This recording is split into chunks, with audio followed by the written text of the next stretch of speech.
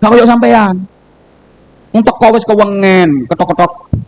Gak dibuka-buka saya ngamuk-ngamuk. Iki turu tak bongkos ya. Begitu dibuka no turu koyo kebo. Istri udah capek, bukain pintu saya diomelin. Rasulullah ndak.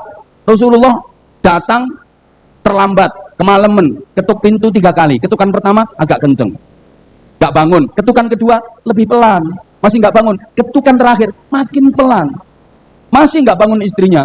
Rasulullah beber sorban, nang emperan, nang teras, tidur di teras rumah.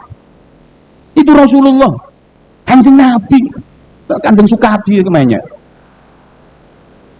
Tadi bukan lawang ngamuk-ngamuk. Setelah dibangunin 3 kali, ternyata Sayyidah Aisyah nggak bangun-bangun. Rasulullah marah, enggak. Kemudian Rasulullah sholat. Lama beliau sholat. Rasulullah itu kalau qiyamul lail, berdirinya lama, rukuknya lama, sujudnya lama. Sampai banyak riwayat, Rasulullah kalau sholat malam, kedua kakinya bengkak-bengkak. Sampai sikilnya abuh, saking lamanya berdiri, saking lamanya rukuk, saking lamanya sujud. Teman dia tahu, bengi-bengi sikilnya abuh. Tahu pas asam urate kumat tuh. Selesai sholat, zikir, berdoa, didatangi lagi Sayyidah Aisyah dengan lembut. Ya Humairah, kumi fasalli. Tetap nggak mau bangun. Marahkah Rasulullah? Enggak, sama sekali enggak. Anas bin Malik pernah berkata, aku melayani Rasulullah 14 tahun di rumahnya. 14 tahun aku menjadi pembantu dan pelayan di rumah Rasulullah. Sekalipun aku nggak pernah mendengar Rasulullah membentak istrinya. Sekalipun aku nggak pernah mendengar Rasulullah berkata kasar kepada istrinya. Foto ambek iki, foto ngamuk, ngamukan ngono. Akhirnya dibangunin pelan. Terus Rasulullah duduk di samping Sayyidah Aisyah. Kemudian membisikkan kata indah dan mesra ke telinga Sayyidah Aisyah dengan penuh kelembutan. Humairah, Aisyah, istriku sayang, denger ya, aku mau ngomong. Aku tahu kamu nggak tidur, kamu cemburu kan? Dengar ya istriku, andaikan engkau bertanya, siapakah perempuan di dunia ini yang paling aku cintai? Demi Allah, engkaulah perempuan di dunia ini yang paling aku cintai, wahai Aisyah istriku. Dan dengar ya Humairah istriku, jika nanti aku mati lebih dulu daripada engkau. Majelis walimah malam ini dimohon dengan ikhlas untuk memberikan restu dan doa agar akad nikah yang telah dilaksanakan antara Mas Sefra dengan Mbak Via Valen benar-benar menjadi akad nikah yang dibarokai Allah Subhanahu wa Ta'ala. Mudah-mudahan perjodohannya menjadi jodoh mulai dunia sampai nanti di surga Allah, sebagaimana tergambar dalam surah Yasin, hum wa azwajuhum fi dhilalin 'alal araiki muttaqi'un lahum fiha fakihatu wa lahum ma yadda'un salamun qawlam mir rabbir rahim. Saya kurang sepakat kalau ada pengantin didoakan mudah-mudahan menjadi jodoh sampai kaken-kaken dan ninen-ninen. Karena jodoh itu kalau sampai kaken-kaken dan ninen-ninen berarti jodoh hanya di dunia saja, sampai tua bahkan mungkin sampai mati, tapi nggak bisa ke surga. Karena di surga itu nggak ada kaken-kaken dan ninen-ninen. Di surga semua muda. Dalam hadis digambarkan penduduk surga itu usianya antara 30 sampai dengan 33 tahunan. Meskipun di dunia meninggal umurnya udah tua.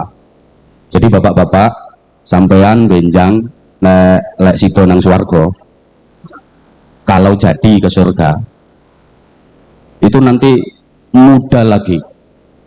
Makanya di surga itu nggak ada orang tua. Nah kalau jodohnya sampai kakek-kakek nenen-nenen sampai tua sampai mati, itu berarti jodoh di dunia saja, nggak bisa jadi penghuni surga. Apalagi didoakan kayak orang Jawa, mudah-mudahan jodohannya kayak Mimi lan Mintuno.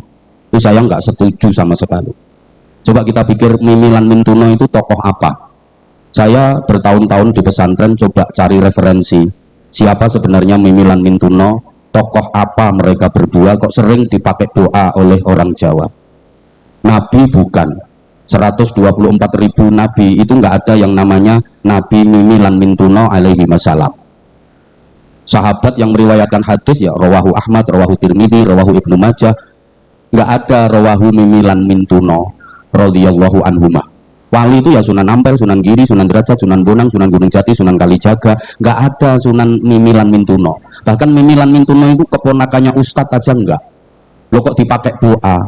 Mestinya kan mudah-mudahan seperti Rasulullah dan Ummahatul Mukminin, seperti Nabi Ibrahim dan Siti Hajar, seperti Sayyidina Ali dan Siti Fatimah, seperti Nabi Adam dan Ibu Hawa. Lah kok Mimilan Mintuno? Akhirnya saya punya kesimpulan, kalau mendoakan pengantin mudah-mudahan seperti Mimilan Mintuno itu sama dengan didoakan mudah-mudahan seperti Kasenilan Kaseno, Suminilan Sumono, Ngatenilan Ngateno, Parnilan Parno, Suyatnilan Suyateno. Karenanya yang benar kita doakan mudah-mudahan keluarganya dijadikan Allah sebagai keluarga yang sakinah, mawaddah, rahmah, dan barokah. Kalau disingkat samaraba. Samaraba itu bukan kok sama-sama pandai meraba-raba. Sakinah, mawaddah, rahmah, dan barokah. Amin Allahumma amin. Ini penting para hadirin, karena akhir-akhir ini banyak keluarga-keluarga Islam yang mengalami disoriented. Alah ngerti tak gak wong kali tengah diomongin ini. Kehilangan orientasi, kehilangan arah dan tujuan. Apa sih sebenarnya tujuan utama dari pernikahan? Tidak lain dan tidak bukan adalah ibtigha'a mardatillah, untuk mencari ridho Allah. Jadi ittiba kepada sunnah Rasulullah Muhammad sallallahu alaihi wasallam, tujuan utamanya mencari ridho Allah. Karenanya orang nikah itu niatnya harus betul-betul ditata. Jangan karena apa-apa, jangan karena siapa-siapa, tapi benar-benar lillahi ta'ala. Kalau bisa menata niat benar-benar mencari ridha Allah, ada jaminan man nakahalillah wa angkahalillah kafa wa wafa. Siapa yang menikahnya karena Allah dijamin, dicukupi, dipenuhi seluruh kebutuhan hidupnya. Kalau orang Jawa bilang opo sing disejo bakal nyoto, opo sing digadang bakal kesandang, opo sing digayuh bakal kaunduh, opo sing dituju bakal tinemu, opo sing dimaksud bakal katut. Loh, gawe kata-kata ini gak gampang. Makanya ceramah sing larang modeling ini. Bukan hanya mengalami disoriented, tapi banyak keluarga Islam yang mengalami disharmoni, kehilangan harmonisasi. Para jamaah, harmonis seringkali hanya diartikan sebagai hubungan yang saling menyayangi, kemudian kebutuhan secara materi tercukupi.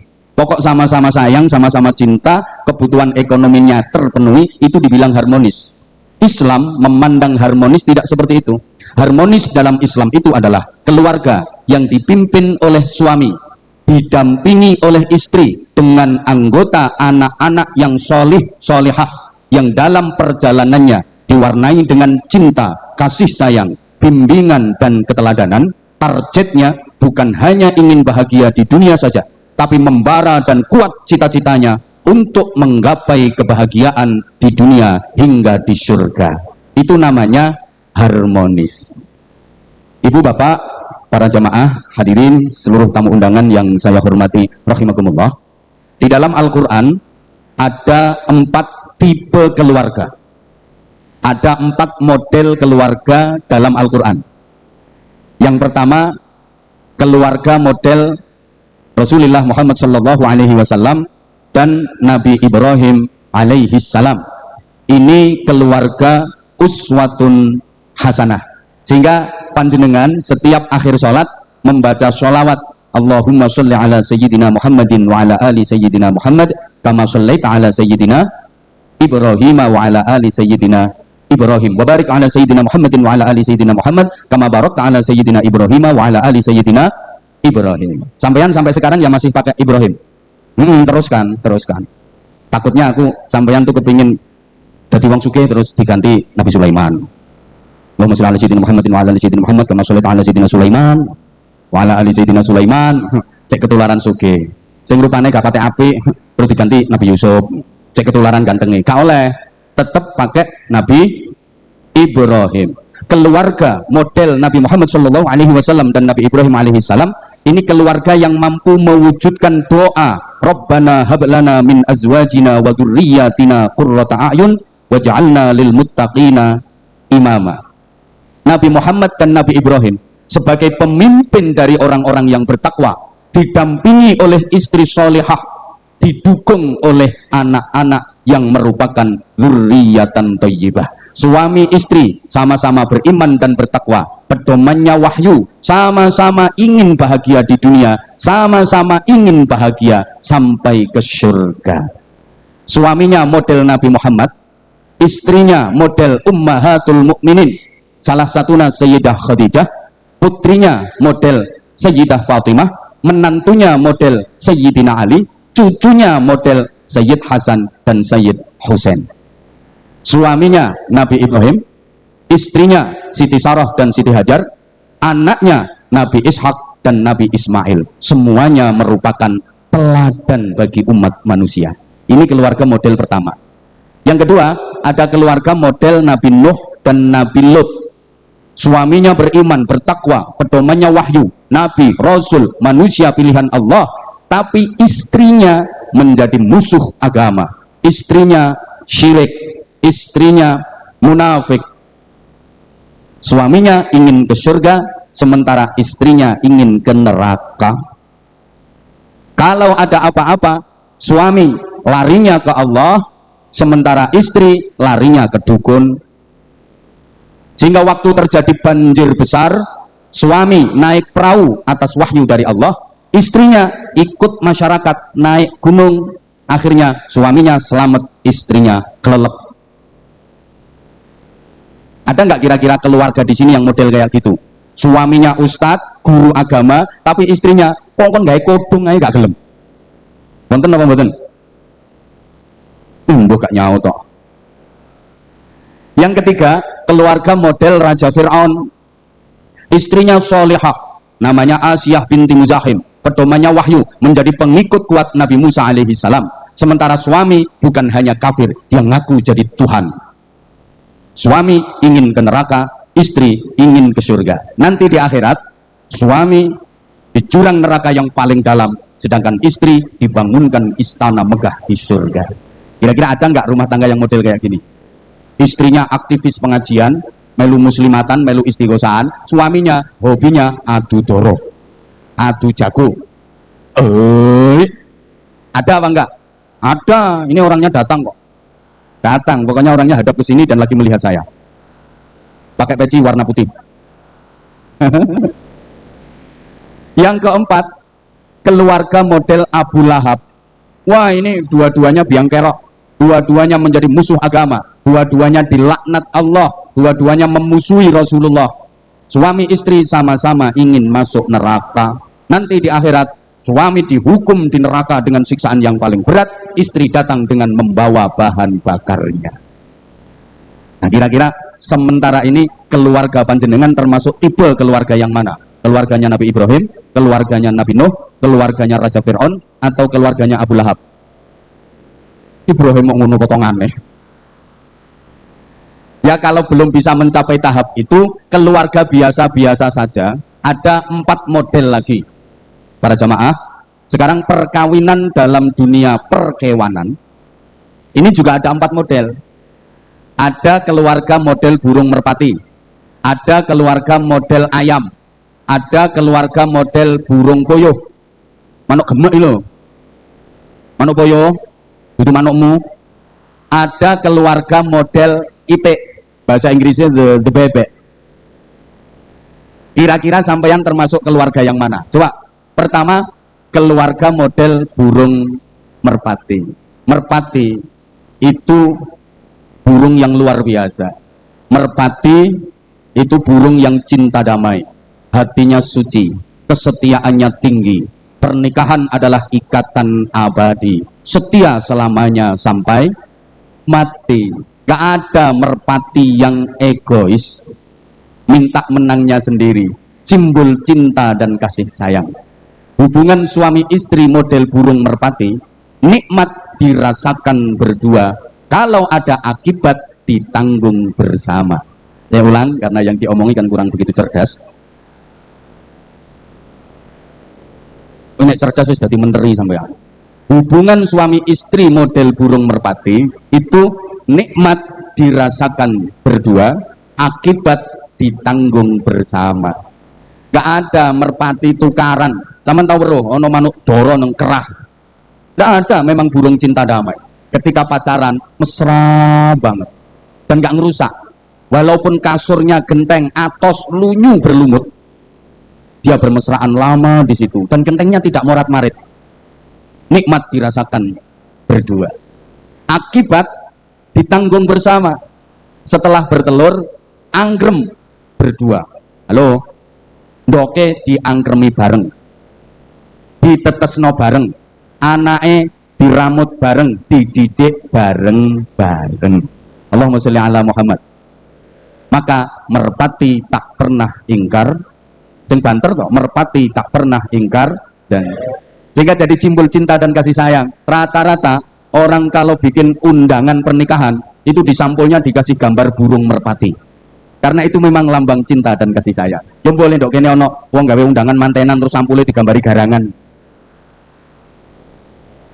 merpati. Pirang menit iki?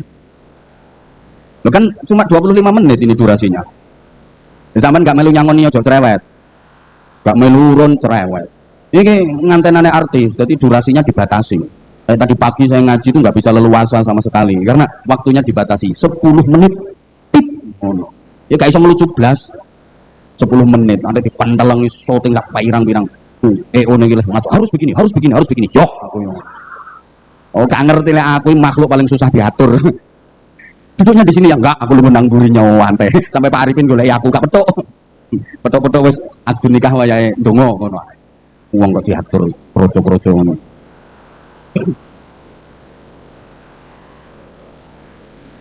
Udah, wis tau rungokno. Yang kedua, keluarga model ayam. Coba.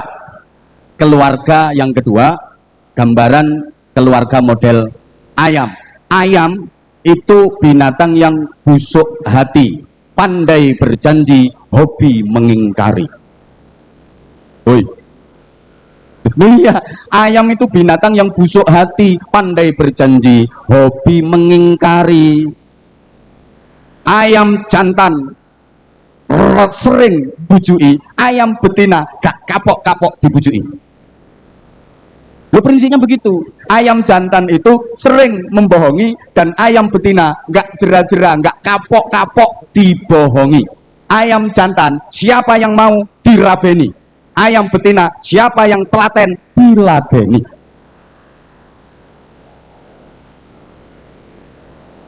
Hubungan suami istri model ayam, nikmat untuk suami, akibat sepenuhnya ditanggung istri.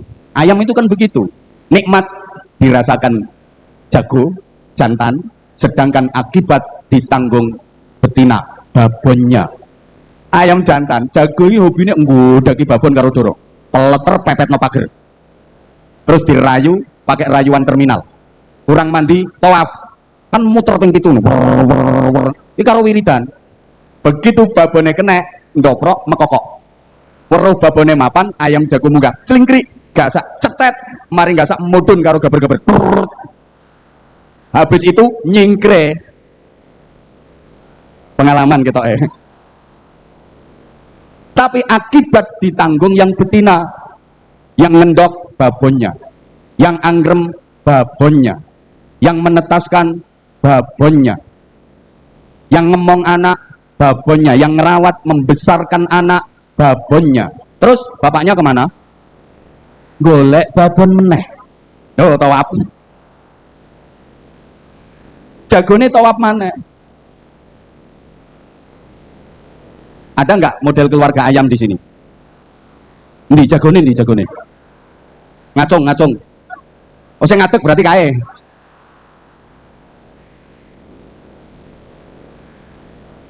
Yang ketiga, keluarga model burung puyuh, manuk gemek. Keluarga model burung puyuh ini yang aktif yang betina, yang agresif yang betina. Jadi yang perempuan, istri berjuang kesetaraan gender, aktivis, sing kerja sing wedok. Woi, nanti setelah hubungan punya anak, ngendok dulu, yang ngengkremin doknya itu yang jantan. Berarti sing angkrem bapake, sing netesno bapake, sing ngramut anak bapake, sing nyawiki anak bapake, sing dulang anak bapake, sing ngumbahno pakaiane anak bapake, sing ngeterno sekolahe anak bapake. Ibuke nang Hong Kong, nang Taiwan, nang Saudi, ana sing nang kantor, ana sing nang pasar, ana sing dadi anggota dewan. Wonten napa mboten keluarga model boyo gemek? Woi, iku klambi ireng gak gelem nyambut gawe. Gemek iku. Sing wedok sing dipeloro dikon kerja. Manuk gemek. Nah, yang keempat, ini keluarga model bebek. Ini keluarga kacau. Bebek iki pokoke ngertine rabenan ngendok minggat. Roket yang teletek keleleran sak dalan-dalan. Ka ono bebek mikir petarangan. Ka ono bebek mikir ngelumpuk nondoke. Ono bebek nyusuh. Pokoknya berabenan ngendok wis sak mikir. Mbah ndoke iku didadar, mbah digawe jamu, mbah digawe roti, mbah digawe martabak, gak mikir. Ini hubungan free sex. Pokoknya petingkring. Rabi mana anak titip nombae tinggal kerja. Rabi apa rabenan meneh, manak meneh, titip nombae bae maneh, kerja maneh, ngono. Bebek. Jadi ono model burung dara, ada model ayam, ada model boyo, ada model bebek. Ini kira-kira yang paling enak keluarga model mana? Yang paling enak model bebek. Kalau mikir enak, yang paling enak model bebek. Rabenan, ngendok, prek, tinggal minggat. Kalau yang dipikirkan enaknya, kalau cari enaknya, yang paling enak model bebek. Kalau model ayam, yang enak yang jantan. Kalau model boyo, yang enak yang betina. Tapi orang berumah tangga dan berkeluarga itu nggak boleh cuma cari enaknya saja. Orang berkeluarga kalau targetnya hanya cari enak, siap-siap menyesal dan kecewa. Allahumma sholli ala Muhammad. Berkeluarga, berumah tangga, kalau hanya cari enaknya saja, siap-siap menyesal, siap-siap kecewa. Karena nikah itu membenturkan idealisme dalam realita. Alah, gak kira ngerti, tidak ngomong ini. Oh, boyong ngomongi sampeyan yang bahasa apa sing paling. Nikah itu kan membenturkan idealisme dalam realita. Gak ngerti. Ngertimu lumpur. Menjemput harapan dalam angan-angan. Karena antara yang diharapkan, yang diangan-angan dengan kenyataan kehidupan yang dialami kadang-kadang nggak sama. Allahumma sholli ala Muhammad. Oleh karena itu, Bapak dan Ibu jamaah yang saya hormati rahimakumullah, 20 menit ya wis iki.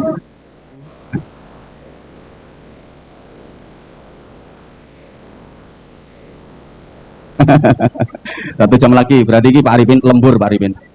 Lembur ono hitungannya dewe. Orang kan dengerin toh, saya sama Mbak Via Valen itu mestinya kontraknya cuma malam ini saja. Kontrak awalnya cuma malam ini. Tapi kemarin Mbak Via nelpon ke saya, minta ikut menyaksikan akad nikahnya, diminta doa. Terus, ya siapa apa? Aku berangkat, bagian dongo. Ternyata sampai sana, kami dongo tok. Dikongkon tausiah. Ini mestinya kan kudu ono hitungannya dewe. Orang-orang itu nggak ngerti kalau saya sekarang hitungannya per menit. Kontraannya cuma malam ini. Tadi pagi saya diminta datang untuk doa. Ternyata begitu sampai lokasi pas acara bukan cuma doa plus tausiah. Tuh. Saiki durasi yang diberikan ke saya 30 menit. Ini wis hampir 40 menit. Isek njaluk tambahan mana? Double telu. Nah sekarang gini, untuk mencapai kehidupan keluarga yang sama raba, sakinah, mawaddah, rahmah, dan barokah, ada beberapa kiat yang harus diperhatikan. Resepnya, satu, suami istri harus saling mencintai. Kudu podo senenge. Rasulullah berpesan, tazawwaju al-wadud al-walud. Nikailah olehmu perempuan yang penuh cinta. Al-wadud itu artinya akeh cintane, akeh kasih sayange, banyak perhatiannya. Lek cara kene, cara Tanggulangin, kon gelek wong wedok sing gemati nang sampean. Ngerti gemati ya? Suruh cari istri itu yang perhatiannya tinggi sama suami, penuh cinta dan kasih sayang. Aja gelek wong wedok sing cuek. Ngerti cuek? Kapate ngreken nang sampean. Ono wong wedok model ngono iku. Yang kedua, al-walud, sing akeh manake.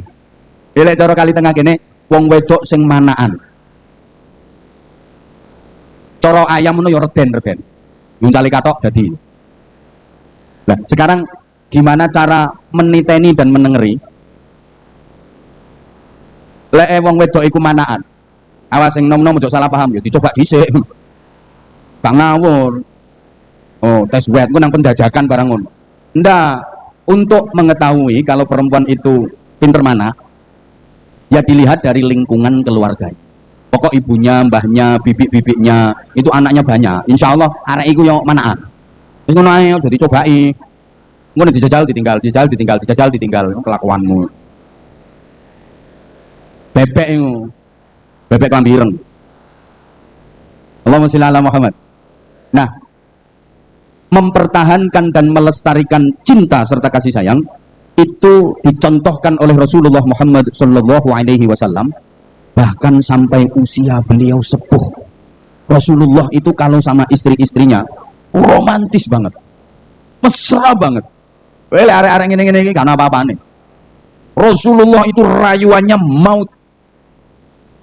Coba ya, ada satu hadis yang diriwayatkan oleh istri tercinta Nabi, Sayyidah Aisyah radhiyallahu taala anha. Beliau bercerita begini. Pada suatu malam, giliran Rasulullah bermalam dan menginap di rumahku. Aku tidur bersama Rasulullah. Lewat tengah malam, aku terbangun. Aku nyari Rasulullah, nggak ada di sisiku. Aku jengkel, aku marah. Karena waktu itu aku lagi pengen disayang. Seketika cemburuku timbul. Aku curiga Rasulullah pasti mendatangi istri-istrinya yang lain. Seketika aku marah, aku jengkel, aku dongkol. Manusiawi, ada rasa cemburu. Dan memang Rasulullah itu punya kebiasaan lewat tengah malam mendatangi semua istri-istrinya untuk dibangunkan, diajak qiyamul lail, diajak sholat malam. Sama nggih, sami nggih kali masyarakat kali tengah mriki nek bengi do tangi lapo ngoyo. Mari ngoyo turu maneh, berarti kene gak usum cewek ya nduk kene. Mari ngoyo turu maneh, gak gatel lah. Ya Allah ya Karim. Rasulullah itu tiap lewat tengah malam punya kebiasaan mendatangi istri-istrinya, dibangunkan untuk qiyamul lail. Nah, Sayyidah Aisyah lagi cemburu, lagi jengkel, lagi dongkol. Maka beliau berkata dalam hati, awas kalau nanti datang. Pokoknya aku nggak mau dibangunin. Aku nggak mau dibangunin. Lagi cemburu, lagi jengkel. Bener. Ketika Rasulullah datang, Sayyidah Aisyah dibangunin. Humi ya Humaira, ya Humaira, humi fasalli. Wahai Humaira, ini panggilan mesra Rasulullah untuk istrinya, Sayyidah Aisyah.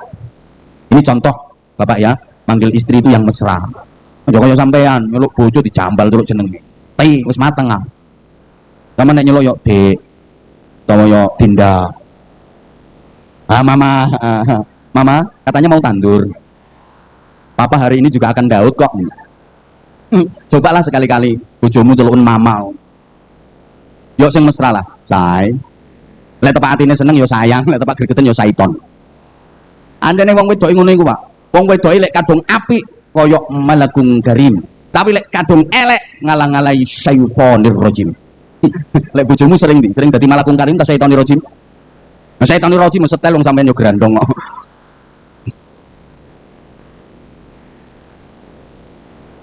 Nanti istrimu kan ngimbangi tuh. Kalau jenengan manggilnya mama, pasti istrimu ada apa papa, kan ngono.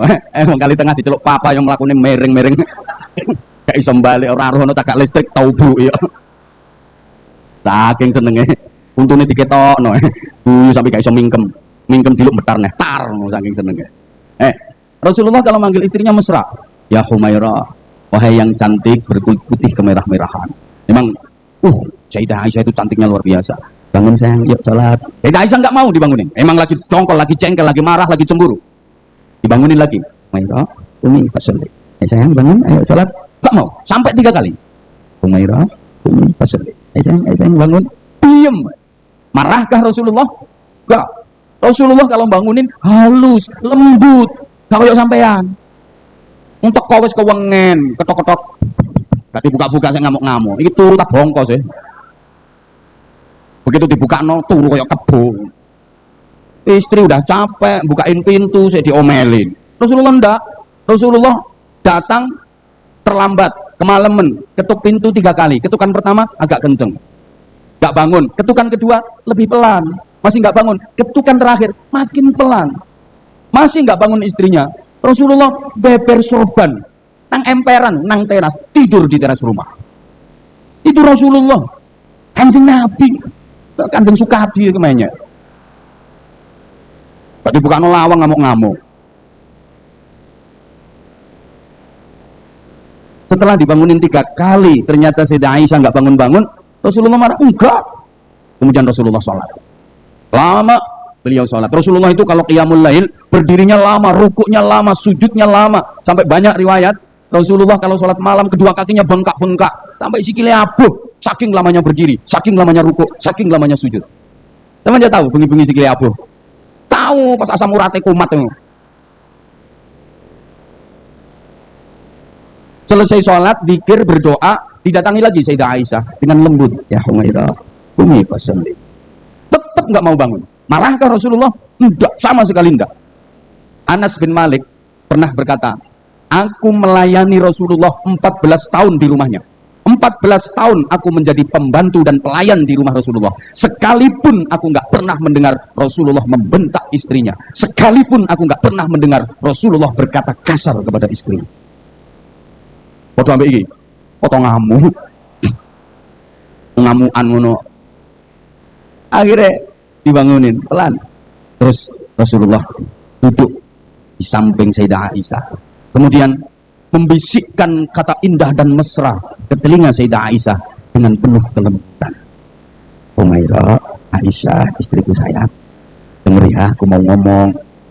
Aku tahu kamu nggak tidur, kamu cemburu kan? Dengar ya istriku, andaikan engkau bertanya, siapakah perempuan di dunia ini yang paling aku cintai? Demi Allah, engkaulah perempuan di dunia ini yang paling aku cintai, wahai Aisyah istriku. Dan dengar ya Humairah istriku, jika nanti aku mati lebih dulu daripada engkau, aku akan terus menyertaimu bersama doa-doaku di setiap waktu, dan aku akan menunggumu dalam ridha Tuhan.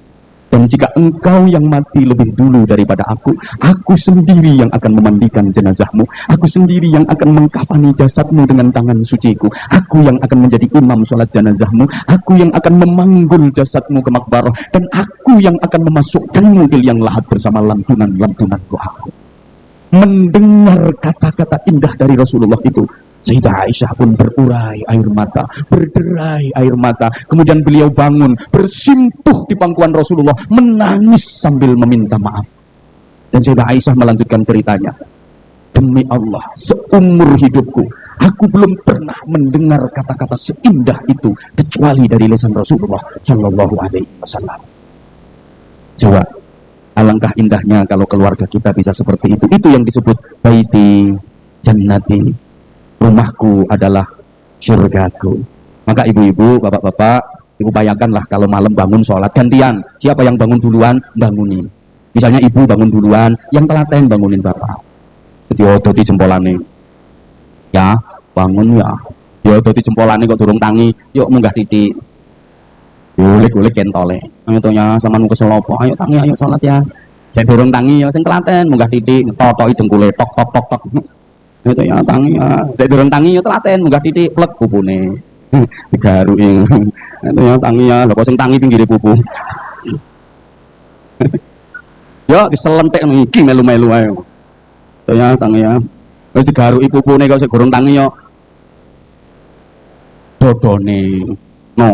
Atau sampeyan yang bangun duluan bapak yang telaten istri dibangunin. Ayo saya bangun, ayo saya bangun. Oh no, ojo kok saduki. Tangi kok.